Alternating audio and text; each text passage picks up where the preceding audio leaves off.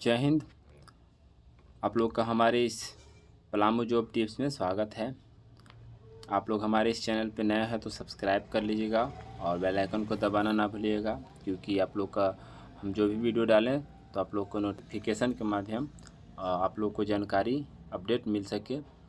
तो आप लोग का आज हम एक बहुत ही अच्छा अपडेट लेकर के आए हैं, जो कि पीजीटी और टीजीटी के बहाली निकल कर के आया है। तो जैसे कि आप लोग यहाँ पे देख सकते हैं, साहेबगंज जिला में कस्तूरबा गांधी आवासीय विद्यालय एवं कल्याण विभाग द्वारा संचालित आवासीय विद्यालय में दैनिक पारिश्रमिक के आधार पर विषयवार शिक्षकों की सेवा प्राप्त करने हेतु वैकेंसी निकल करके आया है। इसमें देखिए यहाँ पे आप लोग को 2 पद है, जो कि एक है पीजीटी, एक तो है टीजीटी। पीजीटी का मतलब होता है दोस्तों पोस्ट ग्रेजुएट टीचर, ठीक है। और टीजीटी का मतलब होता है ट्रेंड ग्रेजुएट टीचर, ठीक है।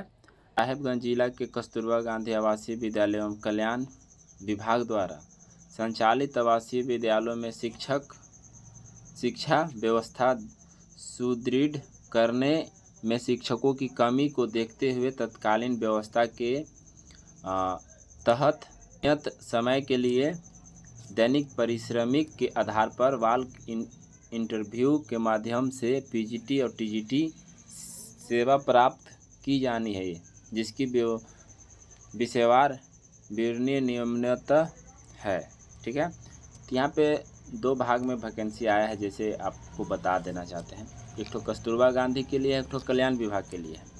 एक तो पीजीटी है, एक तो टीजीटी है। तो सबसे पहले वाला में कस्तूरबा गांधी आवासीय विद्यालय में आपको पीजीटी का गणित जो विषय है उसमें आपका 3 है, और भौतिक विज्ञान में 1 है, रासायनिक में 2 है, और जीव विज्ञान में 1 है, अंग्रेजी में 5 है, और कंप्यूटर साइंस जो होता है, जो कंप्यूटर विज्ञान, उसमें 0 है। टोटल कुल आपका पोस्ट है 12, ठीक है। और दूसरा नंबर में आप यहाँ पे देख सकते हैं कल्याण विभाग द्वारा संचालित टीजीटी 5 है गणित में, और भौतिक विज्ञान में 5 है, बाकी रासायनिक में 0 है, जीव में 0 है, अंग्रेजी में 4 है, और कंप्यूटर विज्ञान में 1 है। टोटल वैकेंसी इसमें 15 है। यहाँ पे लिखता है नोट एक ठो, यहाँ पे आप लोग देख सकते हैं, जैसे कि विषयवार पदों की संख्या आवश्यकता अनुसार घट और बढ़ सकती है, यानी कि बढ़ा भी सकते हैं और घटा भी सकते हैं। शैक्षणिक योग्यता में यहाँ पे लिखा हुआ है शिक्षा पद हेतु अनिवार्य शैक्षणिक योग्यता। पीजीटी के लिए आपको क्या देना है, जैसे पीजीटी के लिए आपको गणित, भौतिक विज्ञान, रासायनिक विज्ञान, जीव विज्ञान, अंग्रेजी, जो कि इसमें इतना सारे वैकेंसियाँ आया है, जो कि पोस्ट है विषय का। इसमें आपका मान्यता प्राप्त विश्वविद्यालय संस्थान से संबंधित विषय में स्नातकोत्तर उत्तीर्ण होना अनिवार्य है, यानी कि पीजीटी का मतलब पोस्ट ग्रेजुएट टीचर, यानी कि पीजी आपका फाइनल होना चाहिए, ठीक है। टीजीटी में आपका मांगता है गणित, भौतिकी विज्ञान, रासायनिक विज्ञान, जीव विज्ञान, अंग्रेजी। इसमें आपका स्नातक यानी कि बीए फाइनल होना अनिवार्य है, ठीक है। और यहाँ पे आता है टीजीटी कंप्यूटर साइंस, जिसमें कि आपका मांगता है, इसमें आपका योग्यता टीजीटी में आपका मांगता है बीएससी और बीए कंप्यूटर साइंस, बीटेक और कंप्यूटर साइंस, आईटी, बीसीए उत्तीर्ण होना अनिवार्य है, ठीक है। तो इसमें आपको ये मांग रहा है। उम्र की सीमा यहाँ पे आपका लिखता है 1/8 से लेकर 2025 को 21 वर्ष होना चाहिए, ठीक है। न्यूनतम 21 वर्ष एवं अधिकतम 45 वर्ष यहाँ पे आपको चाहिए। शिक्षा पद पर सेवा प्राप्त करने हेतु शर्त, जो कि आपको शर्त भी बताया गया है कि शर्त इसमें क्या क्या है। आवेदन पत्र उप विकास आयुक्त जिला ग्रामीण विकास शाखा साहेबगंज के पद नाम से स्पीड पोस्ट निबंधित डाक के माध्यम से देय होगा, ठीक है। यानी कि आपको पोस्ट ऑफिस के माध्यम से आपको फॉर्म को भरना है। दूसरा में यहाँ लिखता है परिलंबित श्रम नियोजन एवं प्रशिक्षण विभाग झारखंड रांची द्वारा कुशल श्रमिक के अनुरूप निर्धारित परिलंबित तय होगा। ठीक है। तीसरा में लिखता है आपका अध्यापन के घंटे एवं कार्य, यानी कि इसमें क्या क्या आपको करना है, जो कि संबंधित विद्यालयों में कम से कम 6 घंटी होगा, जो कि एवं अन्य प्रधानाध्यापक सौंपेंगे अन्य कार्य। ठीक है।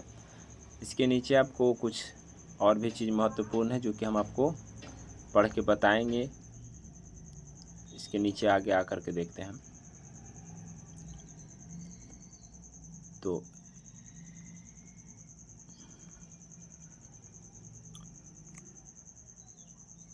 यहाँ पे आपको हम बता देना चाहते हैं, जैसे कि यहाँ पे चौथा नंबर में लिखा है, शिक्षकों की सेवा तत्कालीन व्यवस्था के तहत पूर्णतः अस्थायी रूप से ली जाएगी तथा अभ्यर्थियों द्वारा कभी भी नियमित कारण सेवा जारी रखने हेतु दावा मान्य नहीं होगा। ऐसे अभ्यर्थियों को भविष्य में नियमितीकरण करने का सरकार पर कोई दायित्व नहीं होगा। ठीक है। तो इसमें कुछ आपको इंस्ट्रक्शन दिया हुआ है जो कि आप लोग पढ़ सकते हैं। हम आपको फॉर्म को और ले चलते, जो कि फॉर्म को कैसे भरना है उसके बारे में हम आप लोग को बताएंगे। और एक चीज़ और हम इम्पोर्टेंट चीज़ बता देना चाहते हैं, जैसे कि यहाँ पे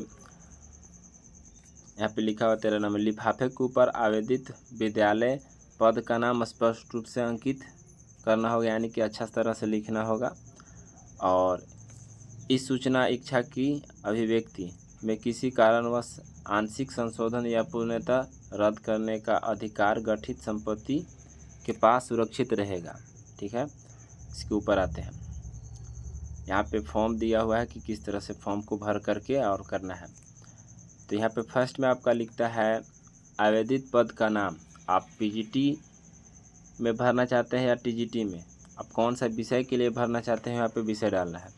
आपका कौन सा, मतलब कहने का मतलब कि कस्तूरबा गांधी और कल्याण विभाग, यानी कि कस्तूरबा गांधी में आपका आता है पीजीटी और कल्याण विभाग में आता है टीजीटी।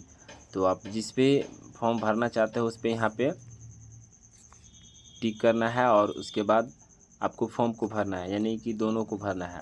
आपको किसी एक ही में भरना है। और आप जब भी फॉर्म को भरें तो अगर दोनों पोस्ट में भरना है तो अलग अलग आवेदन कर सकते हैं, इसमें कोई दिक्कत नहीं। इसमें नोटिस में लिखा हुआ है। यहाँ पे आपका अभ्यर्थी का नाम हो जाएगा देवनागरी लिपि में, और इंग्लिश में यहाँ लिखना है पिता या पति के नाम देवनागरी लिपि में। देवनागरी लिपि कहने का मतलब कि हिंदी में। और यहाँ पे इंग्लिश में लिख लेना है। माता का नाम लिखना है, ग्राम पोस्ट जो भी आपका होगा, प्रखंड जो भी होगा वो लिखना है, थाना भी लिखना है, जिला लिखना है। और यहाँ पे फ़ोटो एक चिपका देना है। फ़ोटो पे साइन नहीं करना है। ठीक है। यहाँ पे 100 भी प्रमाणित नहीं करना है।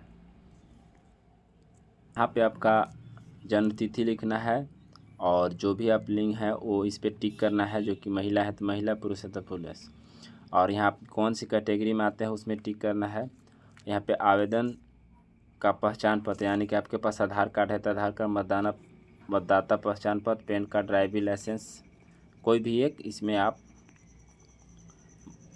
कोई भी इसमें से एक भरना है। जो कि पहचान पत्र के नाम लिखना है, जैसे आधार है तो आधार लिखना है, पहचान पत्र जो आधार कार्ड का नंबर है वो नंबर लिखना है, और उसको प्रमाण पत्र संलग्न करेंगे, यानी कि उसको अटैच करना है। ठीक है।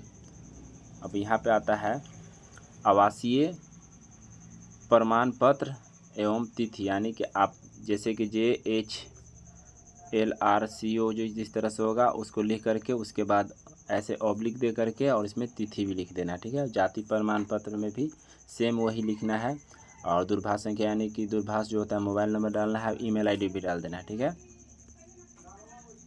शैक्षणिक योग्यता यहाँ पे आपका पूछता है, तो शैक्षणिक योग्यता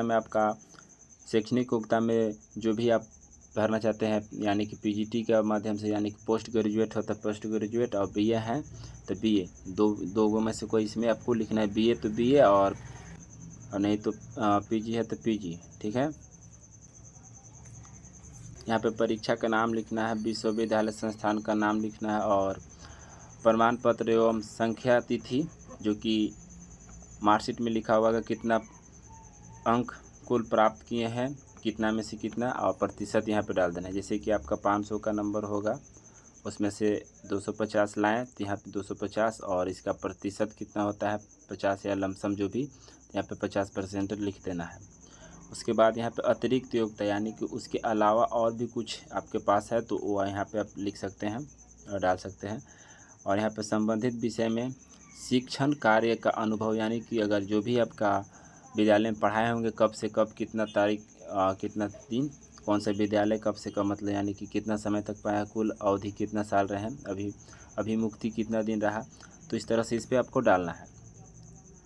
यहाँ पे नोट में लिखा हुआ है सभी शैक्षणिक प्रमाण पत्र, चरित्र प्रमाण पत्र, अन्य प्रमाण पत्र की 100 अभिप्रमाणित छाया प्रति क्रमबद्ध रूप से संलग्न करेंगे। यानी कि जो भी फॉर्म को आप इसमें अटैच कीजिएगा अपना डॉक्यूमेंट्स, उस पर अपना सिग्नेचर करके ही कीजिएगा।